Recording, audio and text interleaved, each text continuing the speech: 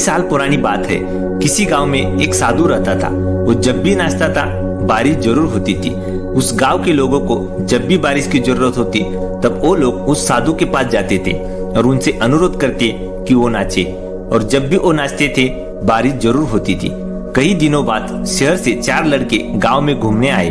जब उन्हें ये बात पता चली कि कोई साधु के नाचने से बारिश होती है तो उन्हें विश्वास नहीं हुआ। शहरी पढ़ाई लिखाई की घमंड में उन्होंने गांव वालों को चुनौती दे दी कि हम भी नाचेंगे और बारिश भी होगी, और अगर हमारे नाचने से बारिश नहीं होगी तो साधु के नाचने से भी बारिश नहीं होगी। अगले ही दिन सुबह सुबह गांव वाले उन लड़कों को लेकर साधु के कुड़िया के पास गए। गांव वालों ने साधु को पूरी बात बताई। फिर उन लड़कों ने नाचना शुरू किया। पहले लड़के ने नाचना शुरू किया। 1 घंटा नाच के वो थक गया और बैठ गया, पर बादल नहीं दिखे। फिर दूसरे लड़के ने नाचना शुरू किया। 2 घंटा नाचते नाचते वो भी थक गया और बैठ गया, फिर भी बारिश नहीं हुई। बाकी दोनों लड़कों ने भी ऐसा ही किया। अब साधु की बारी थी। उन्होंने नाचना शुरू किया। 1 घंटा हो गया पर बारिश नहीं हुई। साधु फिर भी नहीं रुके, वो नाचते ही रहे। नाचते नाचते 3 घंटे बीत गए पर बारिश नहीं हुई।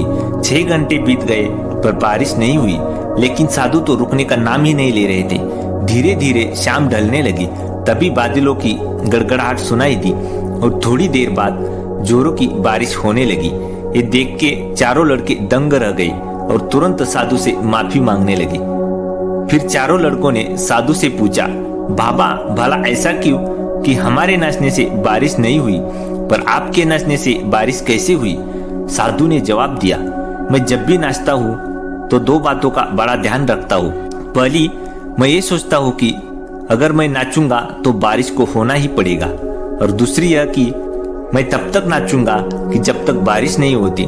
सफलता पाने वालों में भी यही गुण होता है। वो जिस काम को करते हैं उस काम को सफल होने का पूरा उनको भरोसा होता है, और वो तब तक उस काम को करते हैं कि जब तक वो सफल नहीं होते। इसीलिए अगर हमें सफलता हासिल करनी है तो उस साधु की तरह अपने लक्ष्य को प्राप्त करना पड़ेगा।